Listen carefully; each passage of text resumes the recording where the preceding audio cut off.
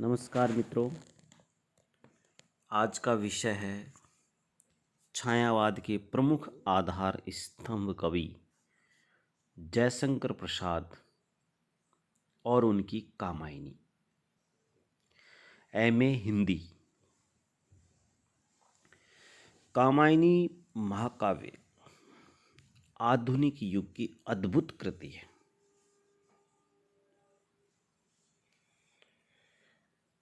इसका अध्ययन करते समय ये एक बड़ा आश्चर्य का विषय है। इसमें कवि हृदय कामायनी के काव्य सिंधु में एक तरह से पूरी तरह स्नान करता है।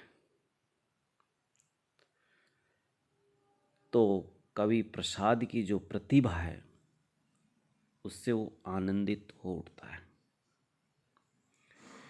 कवि की जो इसमें कल्पना है वो बहुत ही सराहनीय योग्य है। उसकी जो सूझबूझ है वो प्रशंसा करने योग्य है। जिसने सौंदर्य विधायिनी अद्भुत रचना को कवित्व शक्ति के द्वारा चमत्कृत रचना बना दिया है। कामायनी में कवि प्रसाद ने अपनी विलक्षणता, विचित्रता और उत्कृष्टता को इस तरह से दिखाया है कि ये जो महाकाव्य है ये अनंत सौंदर्य, असीम काव्य कौशल, अनुपम शब्द योजना, अद्भुत रचना चातुर्य आदि से समृद्ध हो गया। और ये रचना सहृदयों के हृदय को आनंदित करने वाली, अथाह रस सागर में पाठकों को एक तरह से स्नान कराने वाली रचना बन गई। तो महाकाव्य ये जो कामायनी है इसमें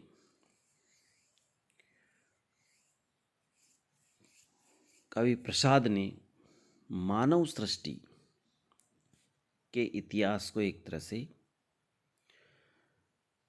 चित्रित किया है और उन्होंने बताया है कि किस प्रकार देव सृष्टि का विध्वंस हुआ और उस विध्वंस के उपरांत श्रद्धा और मनु के संयोग से इस आधुनिक मानव सृष्टि का विकास हुआ।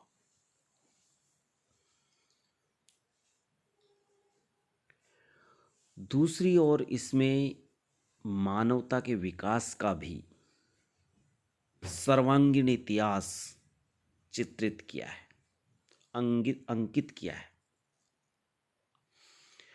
और कवि ने बताया है कि किस प्रकार आरंभिक मानव जंगल की गुफाओं में, कंदराओं में रह करके अपना जीवन व्यतीत करता था और फिर उससे निकल करके पशुपालन, खेती की ओर बढ़ा। कैसे उसके मस्तिष्क में ये जो समाज की व्यवस्था है वो आई, फिर किस प्रकार उसके मन में, उसके मस्तिष्क में राष्ट्र निर्माण की कल्पना जागृत हुई। उसने सुख समृद्धि की ओर कदम बढ़ाया और अपनी इस सुख समृद्धि के लिए वह राष्ट्र की रक्षा के लिए दुर्ग, प्रहरी, अस्त्र शस्त्र, सेना इनका निर्माण किया तथा नग्न रहने वाला मनुष्य शरीर को किस प्रकार सुसज्जित करने के लिए नाना प्रकार के वस्त्राभूषण और रहने के लिए भव्य प्रसाद,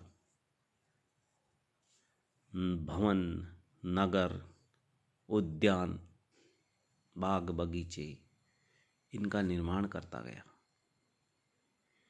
तो ये जो मानव के विकास की गाथा है, देव सृष्टि के विनाश के उपरांत किस प्रकार श्रद्धा और मनु के संयोग से इस सृष्टि का विकास हुआ, वो कामायनी में प्रसाद ने बताया है। जहां एक और कवि ने मानव मनोवृत्तियों को और उसके क्रमिक विकास को बताते हुए उसके पूरे इतिहास को अंकित किया है और समझाया है कि कैसे आदि मानव से आधुनिक मानव बन पाया और किस प्रकार आदि मानव के मस्तिष्क में सर्वप्रथम चिंता नामक मनोवृत्ति का उदय हुआ और फिर उसके बाद क्रमशः आशा, श्रद्धा, काम, वासना, लज्जा, ईर्ष्या, निर्वेद आदि मनोविकार उत्पन्न हुए और फिर उत्पन्न होते ही चले गए। फिर इनसे छुटकारा पाने के लिए कैसे वह फिर से आनंद नामक कांति में उज्ज्वल मनोवृत्ति की खोज में वह अग्रसर हुआ।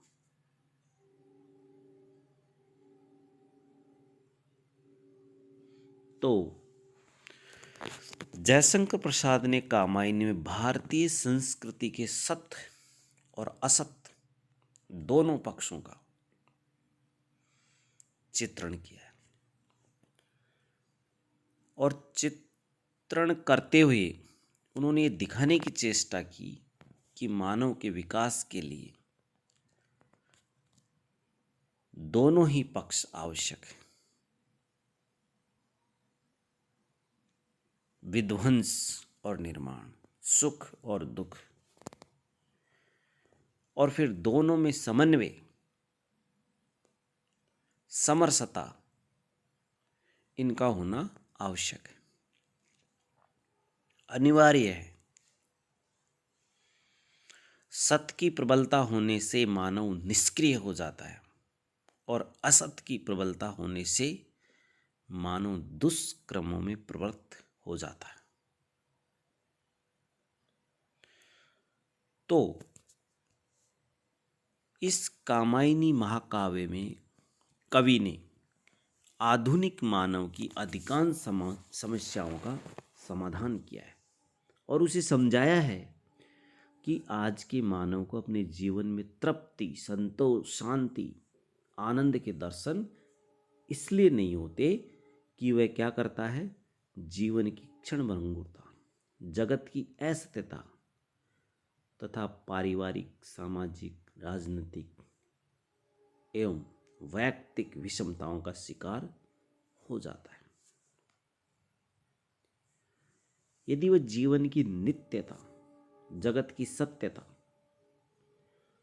और पारिवारिक, सामाजिक, राजनीतिक तथा वैयक्तिक जीवन की समरसता को समझ ले और सदैव कर्म की ओर अग्रसर रह करके जीवन व्यतीत करे, तो उसे इसी जीवन में मनु की भांति अखंड आनंद की उपलब्धि हो सकती है। कामायनी जो महाकाव्य है जयशंकर प्रसाद का, उसकी शुरुआत यहाँ से होती है। हिमगिरी के उतुंग शिखर पर बैठ सिलाती शीतल छा, एक पुरुष भीगे नयनों से देख रहा था प्रलय प्रवाह, नीचे जल था, ऊपर हिम था, एक तरल था, एक सघन, एक तत्व की प्रधानता, कहो उसे जड़ या चेतन। यहां से इसकी शुरुआत होती है और अंत होता है औरों को हंसते देखो मनु, हंसो और सुख पाओ, अपने सुख को विस्तृत कर लो, सबको सुखी बनाओ। तो कामायनी का जो पहला सर्ग है चिंता, वो कामायनी का अंत किस में करता है? आनंद में। इसका अंतिम सर्ग है आनंद, जो इस बात का संकेत है कि किस तरह से आज का मानव चिंता से आनंद तक पहुंच सकता है यदि वो चाहे तो। इस महाकाव्य में कवि ने जिस दर्शन की बात की है या उसको बताने की चेष्टा की है, वो है प्रत्यभिज्ञा दर्शन।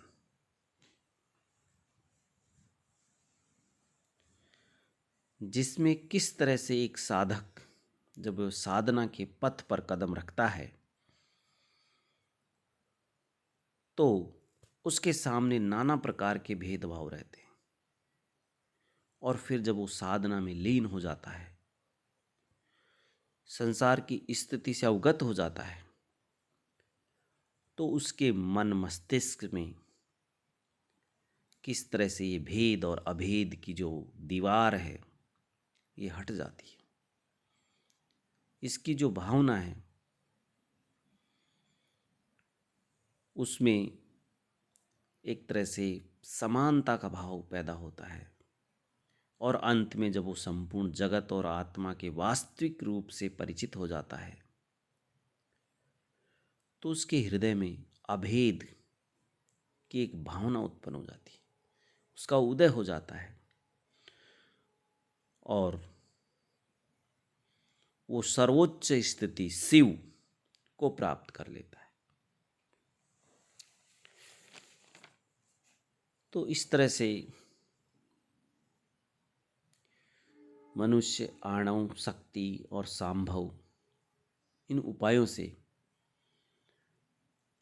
एक साधक की भांति भेद बुद्धि का विनाश करके अभेद भाव को उत्पन्न कर लेता है, और अंत में वो शिवत्व को प्राप्त होता है। बस इसी का सांगोपांग वर्णन कामायनी में विद्यमान है।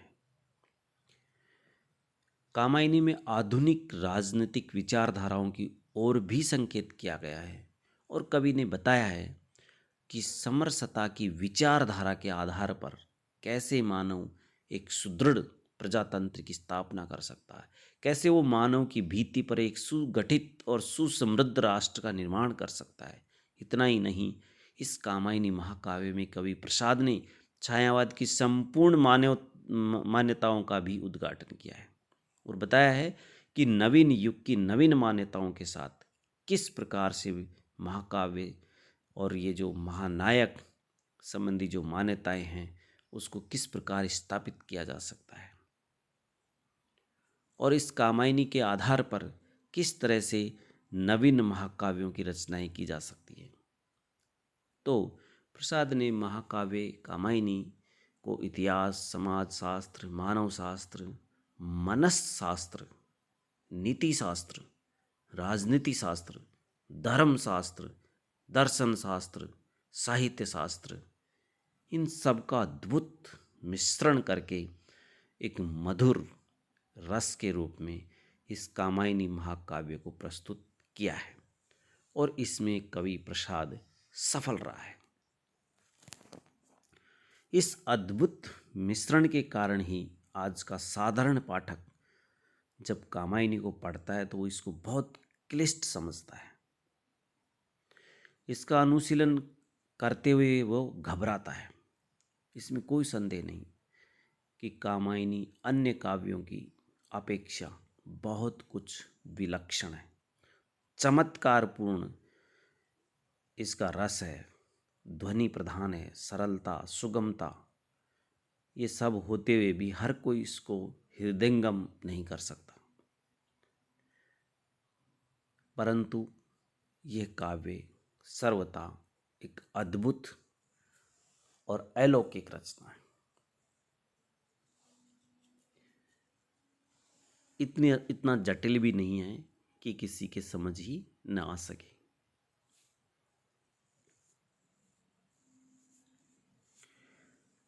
कामायनी में शैव दर्शन संबंधी विचारधारा के भी दर्शन होते हैं और छायावाद की जो अन्य विशेषताएं या छायावाद की जो विशेषताएं हैं उन सबको हम कामायनी में देख सकते हैं।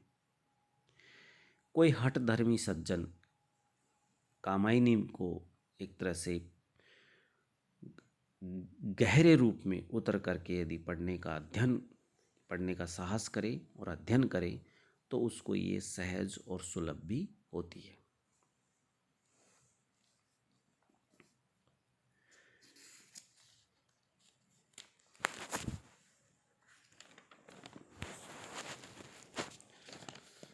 तो प्रसाद की जो कामायनी है वो छायावाद की काव्यगत विशेषताओं से युक्त, चाहे इसमें व्यक्तिगत या जिसको कहें हम व्यक्तिवाद की प्रधानता रही हो, या हम कहें कि इसमें मानवतावाद की स्थापना की बात हो, चाहे इसमें प्रकृति चित्रण की बात हो, वो सारे जो छायावाद के गुण हैं वो कामायनी में हमें देखने को मिलते हैं।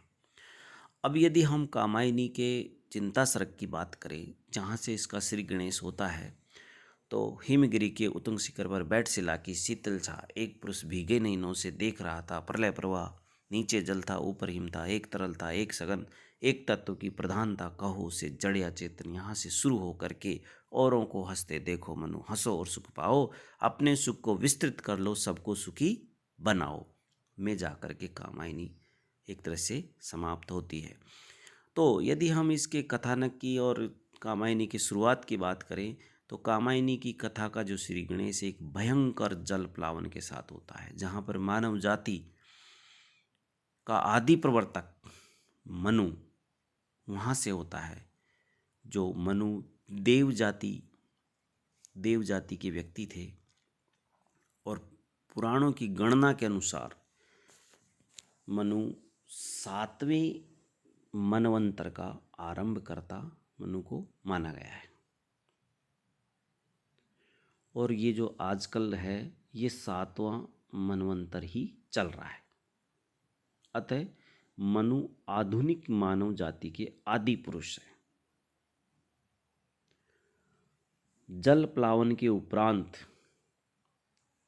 कथानायक मनु हिमालय की एक पर्याप्त उन्नत चोटी पर बैठे तथा वहाँ से जल प्लावन का जो विध्वंस है और विध्वंस के वो जो दृश्य हैं उनको देख रहा है। इस जल प्लावन में उनकी समस्त देव जाति, जो मनु है उसकी समस्त देव जाति नष्ट हो चुकी है और वो जैसे तैसे एक नौका के द्वारा बचे, जिसे एक महामत्स्य ने अपने प्रबल चपेटों से हिमालय के उन्नत शिखर पर पहुंचाया है या उससे जाकर के वो टकरा गई है। और फिर अब धीरे धीरे जल प्लावन उतरने लगा है और कुछ पृथ्वी दिखाई देने लगी है। मनु के समीप महावट से बंधी हुई नौका भी पड़ी है और वे इस शून्य प्रकृति में बैठे बैठे अपनी वैभव संपन्न देव जाति के भयंकर विनाश को देख रहे हैं और वहाँ पर सोच रहे हैं। हिमगिरी के उतुंग शिखर पर बैठ शिला की शीतल छां, एक पुरुष भीगे नयनों से देख रहा था प्रलय प्रवाह। एक पुरुष कौन है? मनु है। तो मनु जानते हैं कि उनकी जो देव जाति है वो कितनी समृद्धशालिनी थी। संपूर्ण देवगण अनंत शक्ति संपन्न थे, उनमें अपार बल, वैभव और आनंद भरा हुआ था। सभी दिशाओं में उनकी कीर्ति, दीप्ति और शोभा का प्रसार था। उन देवताओं ने ऐसी अजय शक्ति का संग्रह किया था जिसे देखकर संपूर्ण विश्व उनका लोहा मानता था। परंतु कुछ काल के उपरांत इस अपार बल वैभव एवं अजय शक्ति के परिणाम स्वरूप देवताओं में दंभ, विलास और उच्छृंखलता इस आदि की एक तरह से अधिकता हो गई और वो विलासिनी सुरबालाओं के साथ मधुप तुल्य निश्चिंत विहार करने लगे। निरंतर नृत्य, गान, सुरापान आदि विलास क्रीड़ाओं में निमग्न रहने लगे और कुसुमित कुंजों, आपान ग्रहों एवं रत्न जडित भवनों के अंतर्गत अपनी देव कामनियों के साथ निर्बाध विलास में लीन हो गए। इतना ही नहीं, उस देव जाति में पशु यज्ञों की भी अधिकता हो गई और वे लोग देव यज्ञों में निसंकोच भाव से निरीह पशुओं को एक तरह से बलि देने लगे। अतः देव में दंभ, अहंकार, उच्छृंखलता, निर्बाध विलास, पशु बलि आदि की अधिकता के कारण दिव्य शक्तियां कुपित हो गई, जिससे प्रलयकारी हलाहल नीर बरसने लगा। कठोर कुलिस चूर चूर होने लगा। क्षितिज के चारों ओर विनाशकारी जलधर उठने लगे।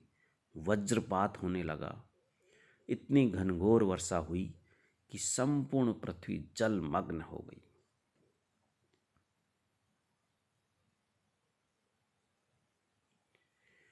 नीचे जल था, ऊपर हिम था, एक तरल था, एक सघन। इसके अलावा मनु को कुछ भी दिखाई नहीं दे रहा था। और इसी प्रलयकारी वृष्टि के कारण ऐसा भयंकर जल प्लावन हुआ कि उसमें संपूर्ण देव जाति डूब गई और उनका सारा वैभव नष्ट हो गया। केवल एक ही मनु बचा था। मनु ही महान मत्स्य की कृपा से, और वो भी एक नौका के द्वारा बच गया। इसीलिए प्रसाद ने इसकी शुरुआत में लिखा, हिमगिरी के उत्तुंग शिखर पर बैठ शिला की शीतल छा, एक पुरुष भीगे नयनों से देख रहा था प्रलय प्रवाह।